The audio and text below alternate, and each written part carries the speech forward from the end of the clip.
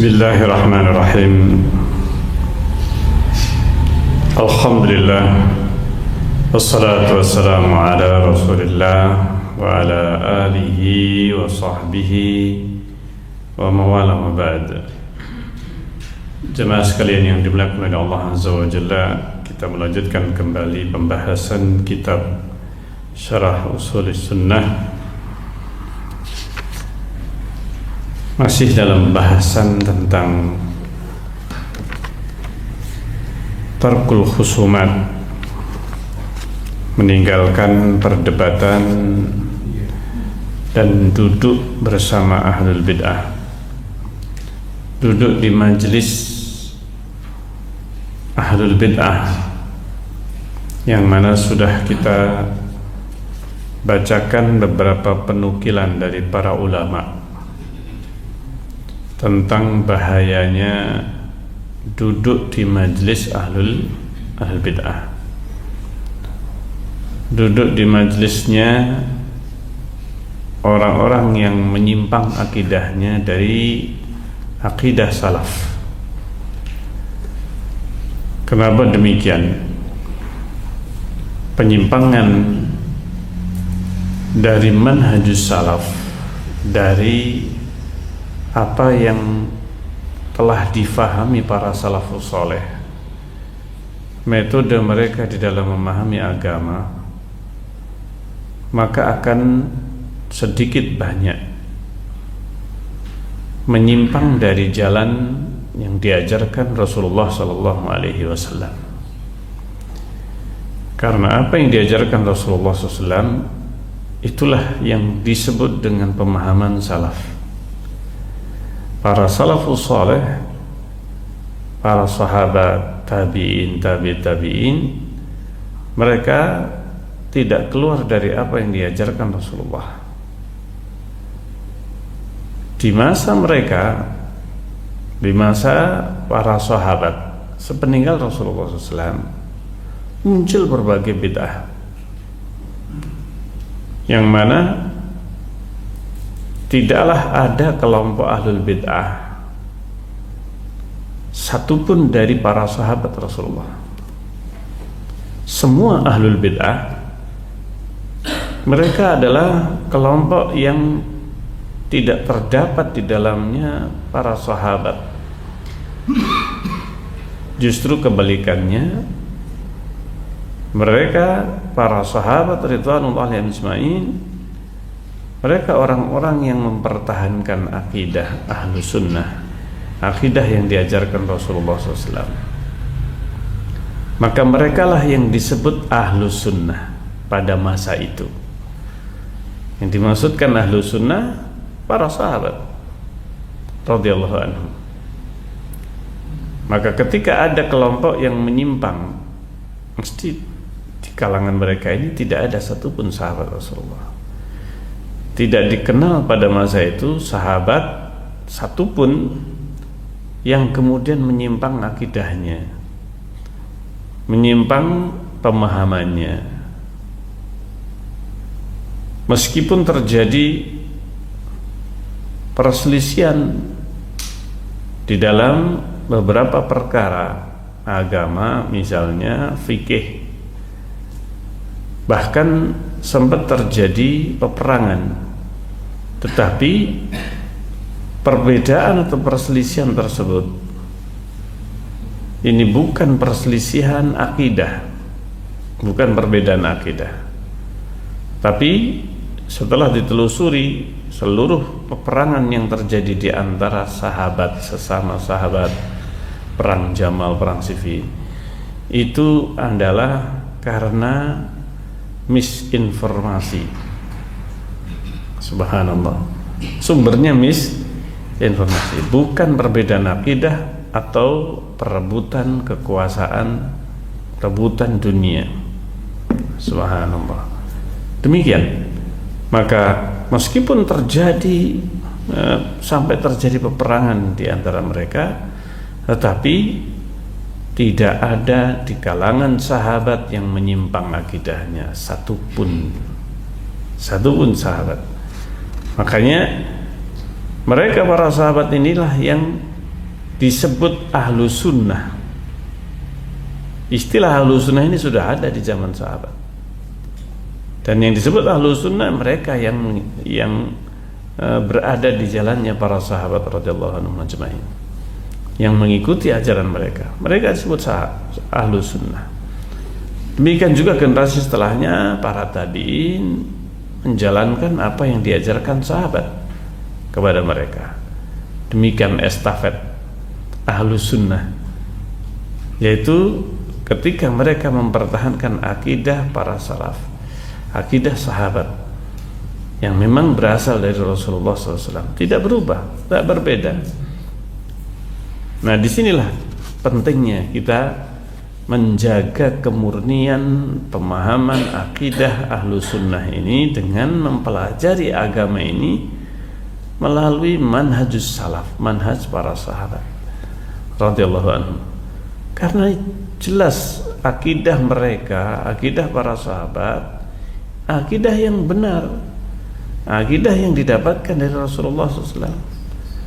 Dan apa yang dinukil dari sahabat, termasuk dalam akidah, terutama yang paling penting ini akidah, maka mereka di dalam akidah mempunyai kesamaan, akidah, meskipun kadang redaksinya berbeda-beda, tetapi isinya sama, maknanya sama, keyakinan mereka. Nah, ini yang akan kita lanjutkan pembahasan sebelumnya, penukilan dari para ulama tentang larangan duduk bersama ahlul bid'ah, duduk di majelis ahlul bid'ah, karena ini sangat berbahaya. Jangan sampai kita kemudian menyatakan nanti saya saring, saya dengarkan semuanya. Nah, ini saringannya kayak apa? Nah, ini kalau saringannya lebar-lebar lubangnya, tidak rapat, nih, maka yang justru kita terima yang malah sesat-sesat. Yang benar malah justru apa? Terluput. Nih. Nah, disinilah bahayanya. Ketika kita dalam keadaan tidak faham akidah yang benar, kemudian kita duduk di majelisnya ahlul bid'ah yang akidahnya sedikit banyak jelas menyimpang, pasti akan terkena syubhat. Mesti akan terkena apa? Syubhat. Kalau syubhat itu sudah menancap di dalam hati, sulit untuk dihilangkan. Ini sulit untuk dihilangkan, dan banyak mereka yang tersesat dari jalan para salaf ini, mereka duduk di majelis ahlul bid'ah sampai akhirnya mengeluarkan mereka dari pemahaman sunnah. Nah, sebelumnya kita telah membacakan beberapa penukilan, di antaranya Fudail bin Iyad, la tajlis ma'a sahibi bid'ah, jangan duduk dengan sahibi bid'ah, dengan orang yang punya bid'ah. Di zaman itu yang dimaksudkan sahibi bid'ah itu bukan yang dimaksudkan bid'ah amaliyah. Bid'ah amaliyah itu buah dari bid'ah akidah. Bid'ah amaliyah itu hanyalah fenomena yang terjadi dan sumbernya adalah bid'ah akidah. Dan ketika itu yang dimaksudkan bid'ah terutama bid'ah akidah. Bid'ah amaliyah itu bid'ah yang kecil. Tetapi bid'ah yang besar adalah bid'ah yang berkaitan dengan i'tiqad. Dan ini yang dimaksudkan oleh para ulama ashabul bid'ah atau ahlul bid'ah. Ini yang dibahas oleh para ulama adalah bid'ah yang besar, yaitu bid'ah aqdiyah, bid'ah yang berkaitan dengan i'tiqad. Adapun amaliyah itu taba itu artinya mengekor, mengikut. Nih, maka mengikuti keyakinan. Amal itu sesuai dengan keyakinan yang ada pada dirinya. Maka kata Fudail bin Iyad, la tajlis ma'a sahibi bid'ah, jangan duduk bersama sahibi bid'ah. Fa inni akhafu an tanzila 'alaika la'nah, karena aku khawatir bakal turun laknat kepada kalian. Ini bahayanya. Kalau sudah bid'ah itu menancap pada diri seseorang, maka dia akan sulit terlepas darinya. Ini Rasulullah menyebutkan Allah itu menghalangi taubat pelaku bid'ah atau pembuat bid'ah hingga dia meninggalkan bid'ahnya. Innallaha hajaba, dalam satu riwayat hajara, sungguhnya Allah menghalang, menjadikan ada hajar, pembatas atau penghalang. Kenapa? Karena mereka merasa dirinya benar, mosok tobat dari perbuatan yang benar. Ini, maka orang ahlul bid'ah tidak bakal tobat dari bid'ahnya, kecuali kalau dia sudah tahu bahayanya atau haramnya bid'ah dalam agama. Ini, selama tidak memahami ini, maka mereka akan terus dalam kesesatannya. Ini, subhanallah, tidak bakal taubat pelaku bid'ah itu dengan bid'ahnya, kecuali setelah dia tahu bahwa ini bid'ah mungkar, ini bid'ah yang mungkar, dia tinggalkan. Ini subhanallah, ini bahayanya. Dan Rasulullah sallallahu alaihi wasallam senantiasa memperingatkan bahaya bid'ah. Dalam muhadarah beliau, Rasulullah SAW membacakan qul iyyakum wa muhdatsatil umur, hati-hati kalian dengan perkara baru, fa inna kulla muhdatsatin bid'ah wa kulla bid'atin dhalalah. Sungguhnya perkara baru adalah bid'ah dan seluruh bid'ah adalah dhalalah, sesat. Wa qad dakhala ala Muhammad bin Sirin rajulan. Nah, ini ada dua orang masuk kepada Ibnu Sirin dari kalangan ahlul ahwa atau ahlul bid'ah. Ada dua orang ingin bertemu Ibnu Sirin. Keduanya mengatakan, ya Abu Bakrin, wahai Abu Bakar. Abu Bakar ini kunyahnya Muhammad Ibnu Sirin. Nuhaditsuka bihadis, kami ingin menyampaikan kepadamu satu hadis. Ini dua orang ini. Qala la, kata Muhammad Ibnu Sirin, enggak. Ibnu Sirin tidak mau dengar hadis ini. Qala fa naqra 'alaika ayatan min kitabillah. Kita cuma membaca saja ayat saja dari kitabullah. Ayat. Ini apa salahnya membaca atau mendengar ayat? Kami bacakan ayat Al-Quran. Qala la, kata Ibnu Sirin, tidak. La taqumani anni aw la aqumanna. Kalian berdua pilihannya, kalian berdua berdiri. Nah, ini kalian berdiri, pulang sudah, pergi. Tidak mau melayani perdebatan Hasan al-Basri. Muhammad bin Sirin tidak mau melayani, padahal keilmuannya seandainya menghadapinya selesai. Tetapi Ibnu Sirin tidak mau menanggapi mereka, karena ahlul bid'ah bukan mencari kebenaran, tapi mencari pembenaran. Nah, ini bahayanya. Kalau orang bukan cari kebenaran, tapi cari apa? Pembenaran, cari menang. Perdebatan, ya, tujuan perdebatan menang. Ini subhanallah, bukan cari yang benar. Ini bahayanya perdebatan ketika sudah sejak awal niatnya sudah salah. Niatnya cari menang, subhanallah.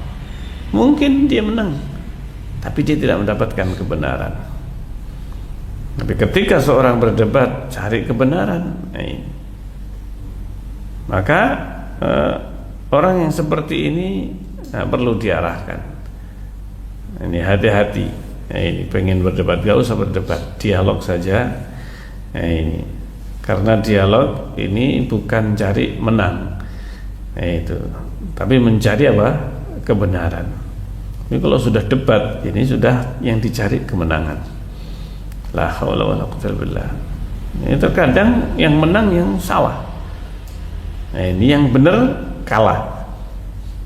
Karena apa? Bisa jadi orang yang benar tapi dia tidak mampu mendebat, tidak mampu berdebat, sampai akhirnya seolah-olah dia kalah dan salah. Ini bahayanya perdebatan. Sementara orang yang menyaksikan bisa jadi awam, langsung memahami, wah berarti yang benar yang ini, yang menang. Nah, ini menang berarti benar. Subhanallah. Itu pikiran orang awam. Nah, ketika perdebatan biasanya disaksikan oleh orang banyak. Nah, ini apalagi zaman sekarang live. Nah, ini live debat ya kan. Nah, ini subhanallah. Nah, itu. Tetapi kebanyakan mayoritas perdebatan ini tidak mendatangkan kebaikan. Tidak mendatangkan kebaikan, tapi mendatangkan fitnah, menimbulkan fitnah. Maka masing-masing kelompok, oh ini yang menang kelompoknya, yang menang kelompoknya ini. Maka para ulama mereka tidaklah melayani perdebatan kecuali terpaksa, kondisi terpaksa. Nah, ini seperti yang terjadi pada Imam Ahmad bin Hanbal dan beberapa ulama yang lainnya yang terpaksa harus melayani karena penguasa sudah mengharuskan.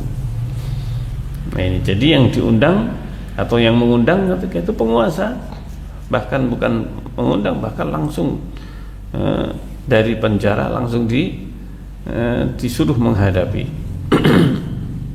ahlul bid'ah.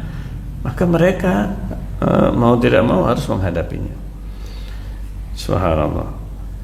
Nah, ini Muhammad bin Sirin tidak mau sama sekali. Mau dibacakan ayat pun enggak mau. Nah, ini kalian berdua berdiri atau aku yang berdiri meninggalkan kalian. Dah pilih yang mana? Nah, ini kamu tidak mau berdiri, aku yang berdiri. Fakharaja, akhirnya keduanya keluar. Faqala ba'dul qaum, ada sebagian yang menyaksikan peristiwa itu. Muhammad bin Sirin ketika itu orang tersebut mengatakan, ya Abu Bakrin, wahai Abu Bakar, maka na alaika an yaqra alaika ayatan min kitabillah ta'ala.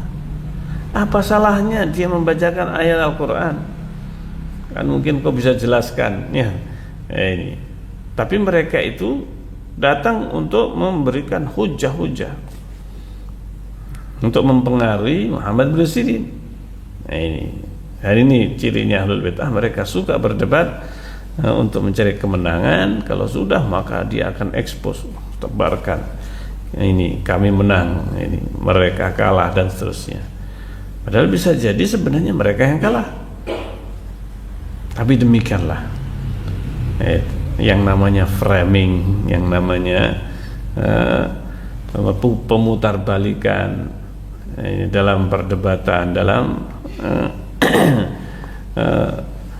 permasalahan yang apalagi waktu yang sangat terbatas, masalah yang dibicarakan kadang banyak, nggak bakal cukup.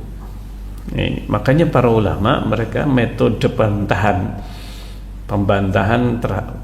terhadap ahlul bid'ah yang berbicara tentang bid'ah itu bukan dengan perdebatan, tetapi dengan apa?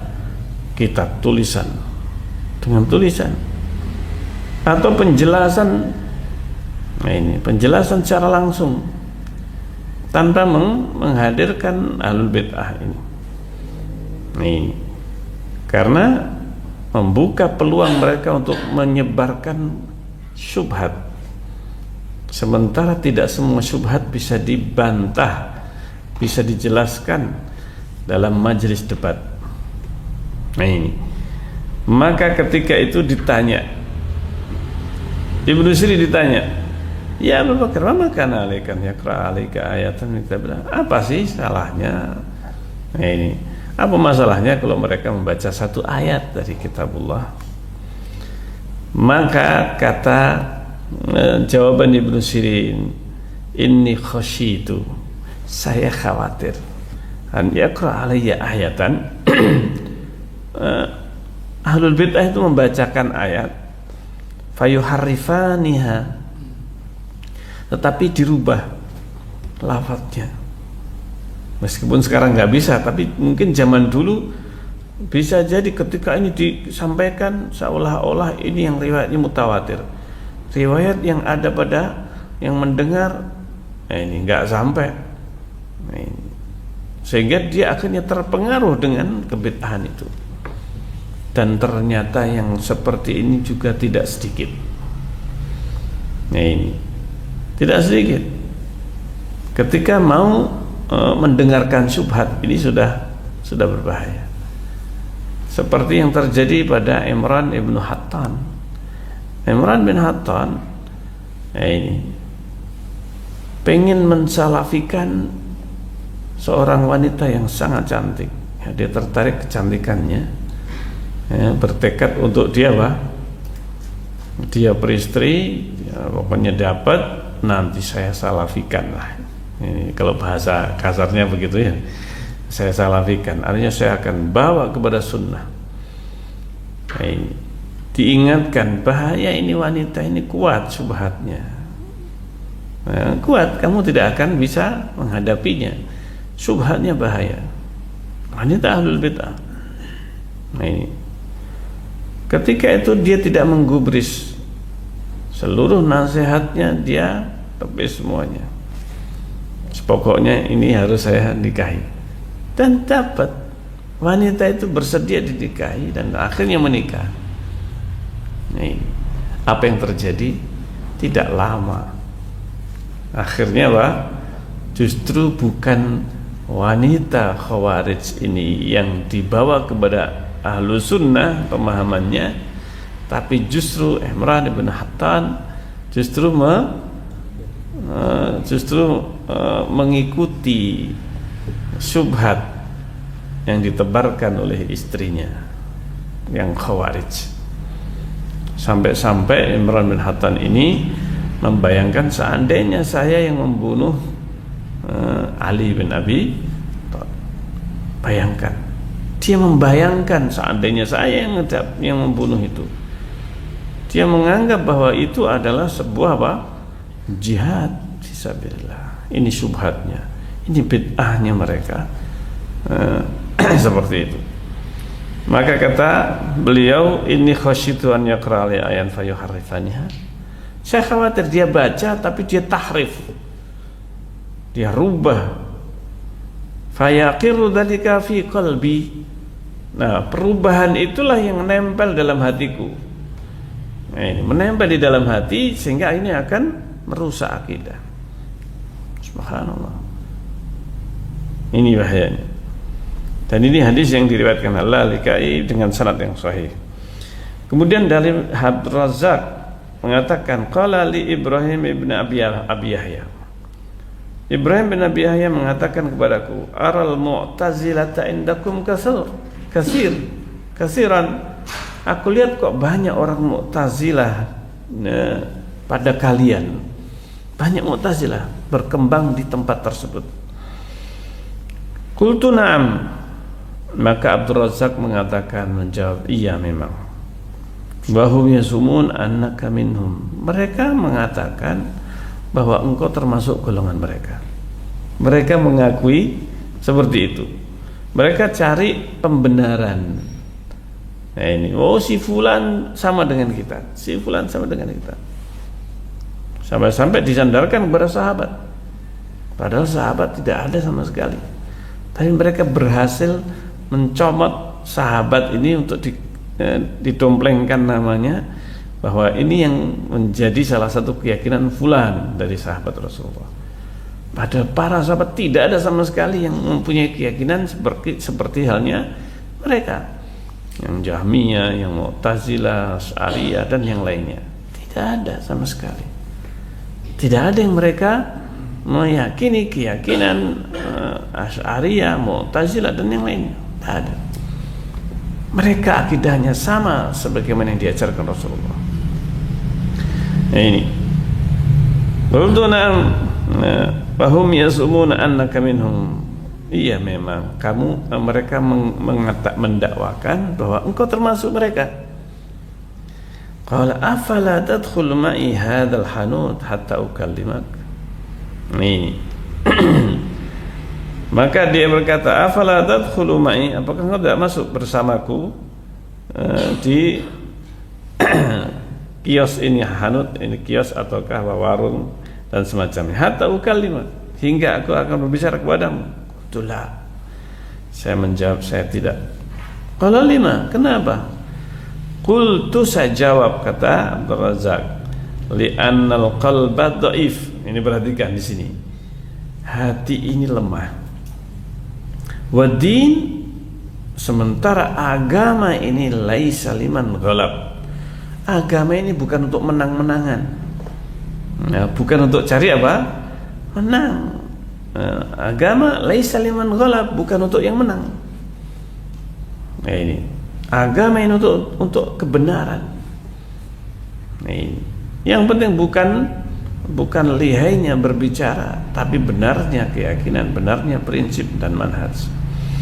Subhanallah, ini penting sekali. Kemudian dalam asar yang lain, wa an Mubashir bin Ismail al-Halabi, qala, ia berkata, qila lil Auza'i, ditanyakan kepada Imam al-Auza'i.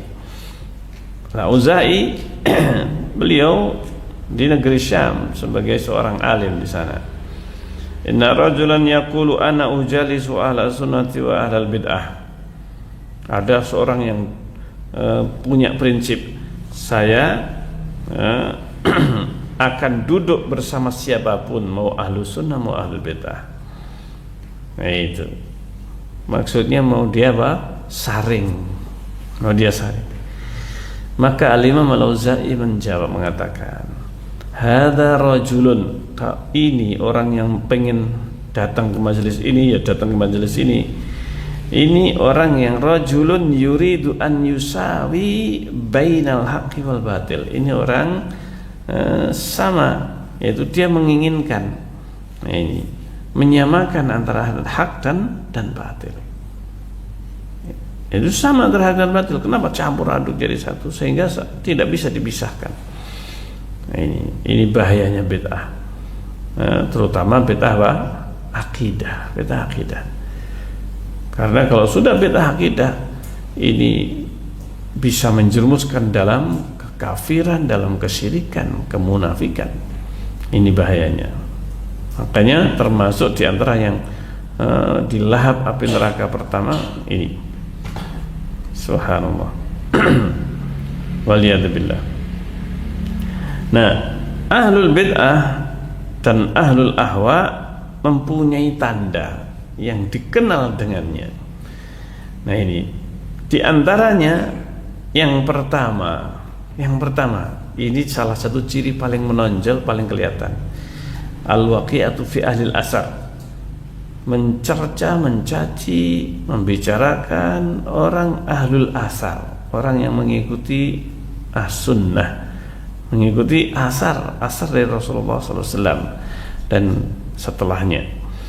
Ini qala Abu Hatim Ar-Razi, Abu Hatim Ar-Razi mengatakan, alamatu ahlil bid'ah, tanda ciri ahlul bid'ah, al-waqi'atu fi ahlil asar, yaitu apa? Menjatuhkan, berusaha untuk menjatuhkan menjatuhkan ahlu sunnah, al-waqi'ah, yaitu membicarakan, mencela, mencaci fi ahlil asar, orang-orang yang mengikuti asar, mengikuti jejak Rasulullah SAW. Karena ahlul bid'ah dengan berbagai macamnya, mereka sangat benci kepada para ulama, sangat benci kepada para ulama dan pemahaman mereka yang menjadi panutan. Subhanallah. Dan ini yang terjadi di berbagai penjuru dunia. Nih, itu membicarakan, ini menuduh dengan berbagai tuduhan-tuduhan palsu. Waliyadzubillah. Apalagi zaman sekarang ini, itu. Maka sematan Wahabi ini mesti, ya kan, sedikit-sedikit Wahabi, ya kan. Ini yang terjadi. Waqiahnya ini kepada ahlul asar luar biasa. Ahlul bid'ah cukup mengatakan Wahabi sudah selesai, orang bakal lari. Dan mereka orang awam mengikuti saja. Subhanallah. Ini berbahaya. Kemudian yang berikutnya, yaitu apa? Permusuhan yang sangat kuat terhadap ahli hadis. Mereka diam terhadap kelompok yang menyimpang. Ini kelompok yang menyimpang, ahlul batil, maka demikian permusuhan mereka, demikian kuatnya. Disebutkan Rasulullah SAW sifatnya mereka, yaqtuluna ahlal Islam wa yada'una ahlal awthan. Ahlul bid'ah itu membunuh orang-orang muslim dan membiarkan yang lainnya selain muslim. Ahlul awthan, mereka meninggalkan. Subhanallah.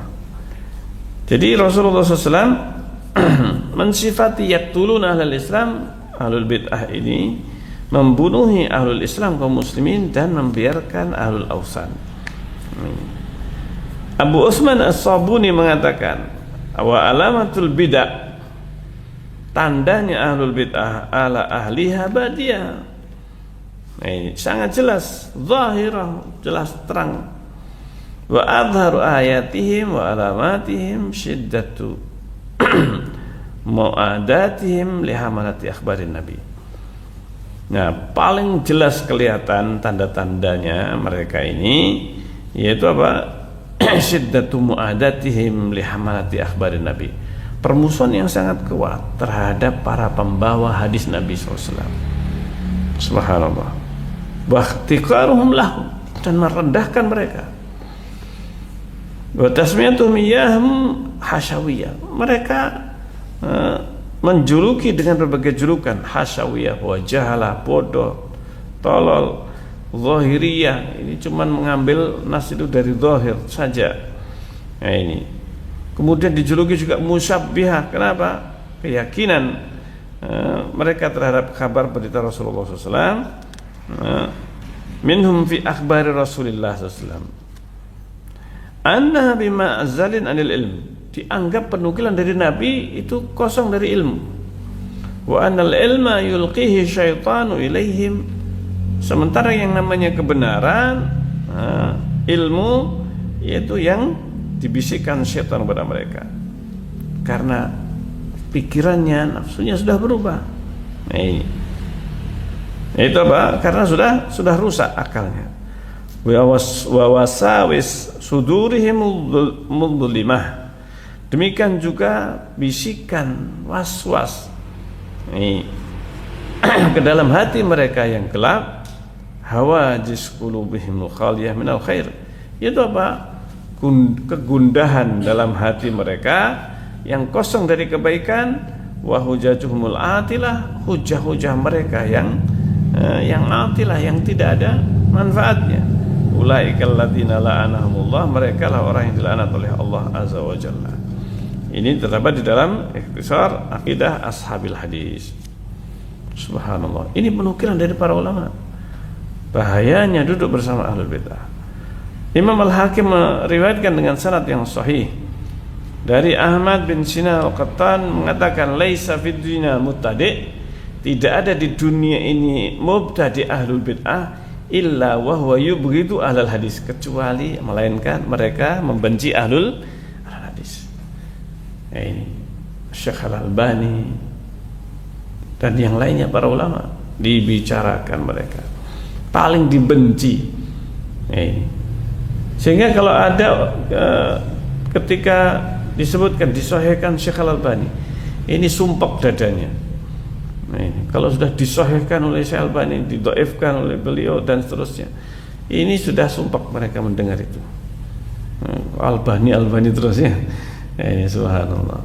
Padahal tidak selalu Syekh Al-Albani dalam mensahihkan hadis. Dan Syekh Al-Albani sudah menyatakan, ini salah satu di antara prinsip beliau, tidaklah beliau melemahkan satu hadis atau mensahihkannya kecuali ada salafnya. Ada salafnya, bukan para salaf mereka melemahkan hadisnya kemudian Syekh Al-Albani mensahihkan atau kebalikannya. Tidak. Nah, ini subhanallah. Nah, ini yang disebutkan. Laisa fid dunya mubtadi illa wa huwa yubghidu alal hadis. Tidak ada seorang mubtadi di dunia ini kecuali dia membenci ahlul hadis. Fa idza ibtada'a ar-rajulu, apabila seseorang itu dia berbuat bid'ah, nuzi'at halawatul hadis min qalbih. Kalau sudah dia dicengkram oleh bid'ah, maka dia dicabut manisnya hadis dari hatinya. Hadis itu manis, hadis itu indah. Nah, ini. Dan pedoman selain Al-Quran, di samping Al-Quran, hadis, sunnah ini adalah hujjah. Sunnah adalah hujjah, pegangan setiap muslim. Rasulullah sudah mengingatkan, alaikum bisunnati wa sunnatul khulafair rasyidin. Nah, ini, aku tinggalkan dua perkara yang tidak akan sesat selamanya jika kalian berpegang dengan keduanya, yaitu Al-Quran dan apa? Sunnah. Al-Quran dan Sunnah. Nih. Subhanallah. Nah, ini diantaranya. Yaqulu Abu Nasr Al-Faqih. Abu Nasr Al-Faqih mengatakan, laisa syai'un asqalu ala ahli ilhad. Tidak ada yang lebih berat bagi kelompok yang mulhid, yang menyimpang, menyeleweng, yaitu ahlul bid'ah. Ini wala abghadu ilaihim min sama'il hadis. Tidak ada yang paling dibenci daripada mendengarkan apa? Hadis. Wa riwayatuhu bi isnadihi, dengan atau riwayat dengan sanad, dengan menggunakan sanadnya. Ini yang paling dibenci oleh mereka.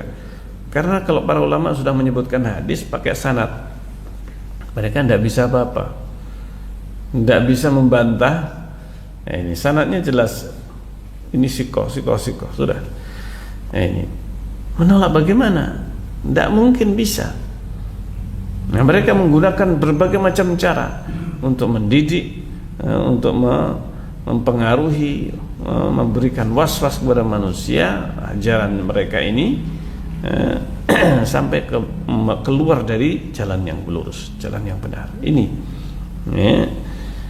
Nah, disebutkan tidak ada yang lebih berat daripada mendengar hadis dan meriwayatkan dengan sanadnya. Shadaqa rahimahullah ta'ala. Abu Usman As-Sabuni juga mengatakan, ana ra'aitu ahlal bid'ah fi hadhil asma'.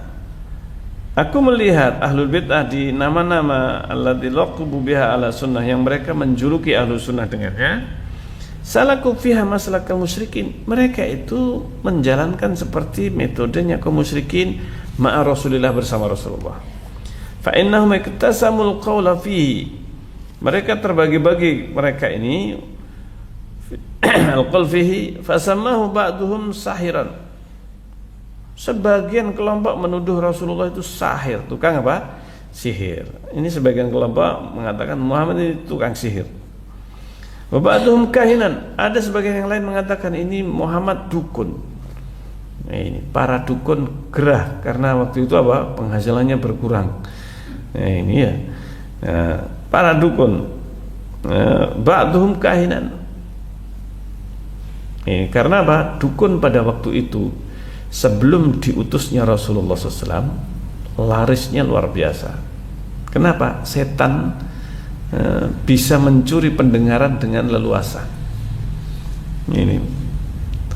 Tetapi sejak diutusnya Rasulullah, nah ini mereka itu apa? Kehilangan. Nah ini berita langit.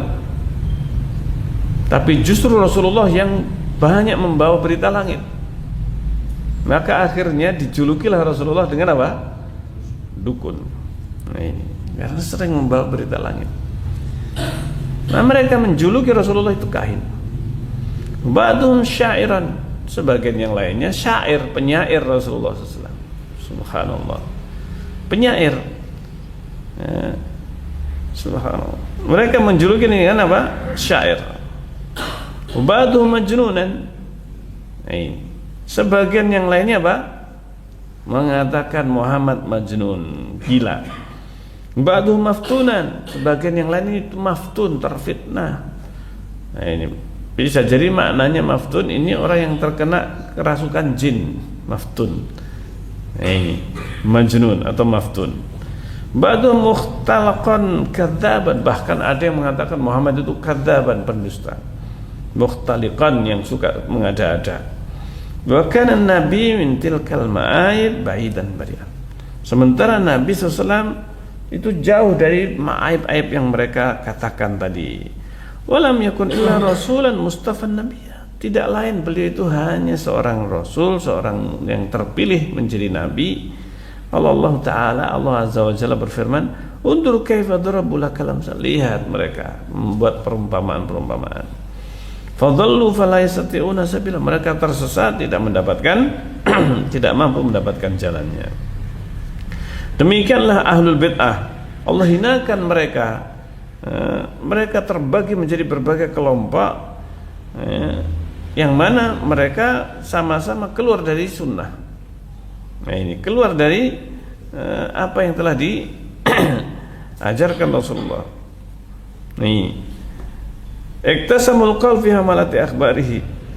Mereka bahkan bersumpah. Nih, bahkan mengucapkan berbagai keburukan terhadap para pembawa berita Rasulullah SAW. Maksudnya berita dari Allah Azza wa Jalla, hadis-hadis Rasulullah SAW. Wa naqalati asarihi, dan yang menukil asar beliau. Wa ruwatu ahaditsihil muqtadina bihi, dan juga para perawi hadis yang bisa diteladani, yang mendapat petunjuk dengan sunnahnya Nabi SAW.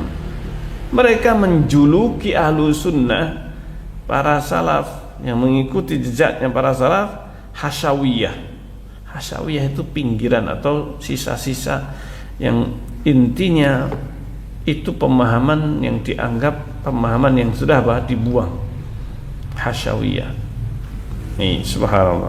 Ba'duhum musyabbih, ada yang mengatakan itu orang ini atau ahlu sunnah itu musyabbihah. Nah ini. Wa ashabul hadis usamatun min hadhil ma'ayib. Para ahli hadis mereka terlindungi dari ma'ayib ini. Bari'atun zakiyatun naqi. Nah ini.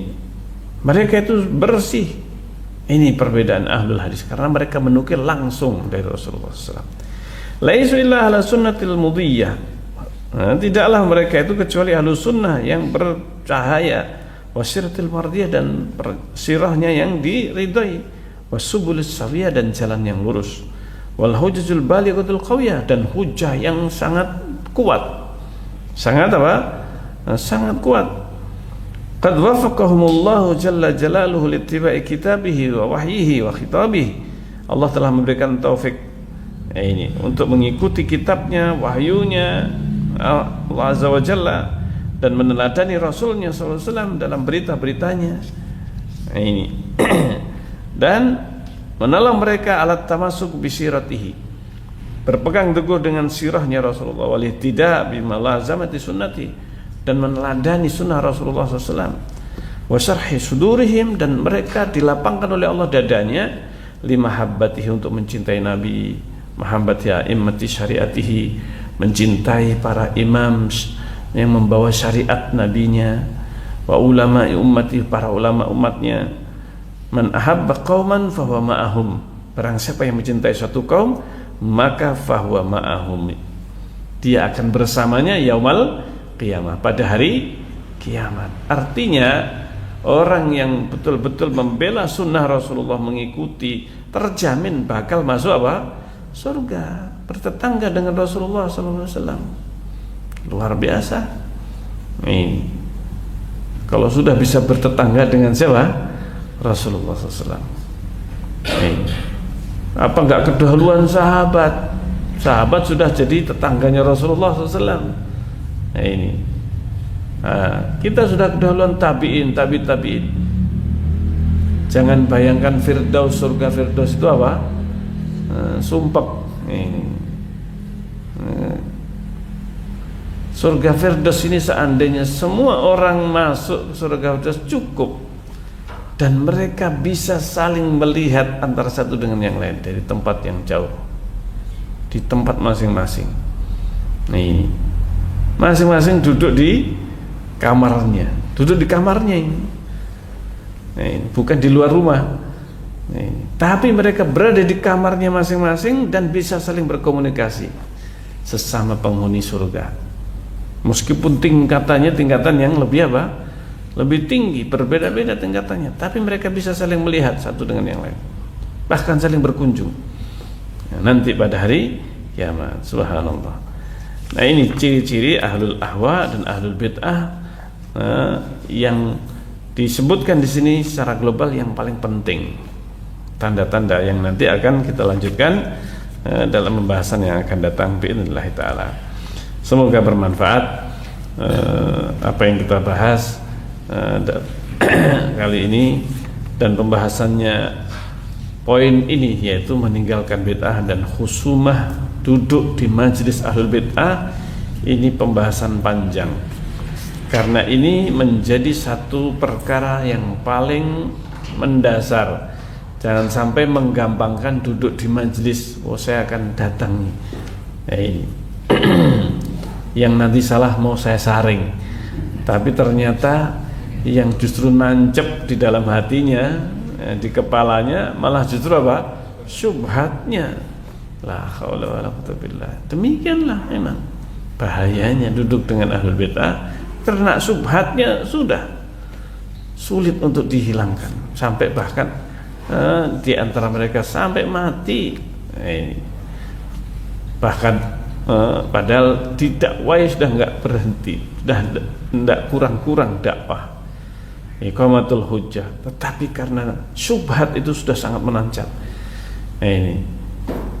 Maka ini sangat sulit untuk dihilangkan.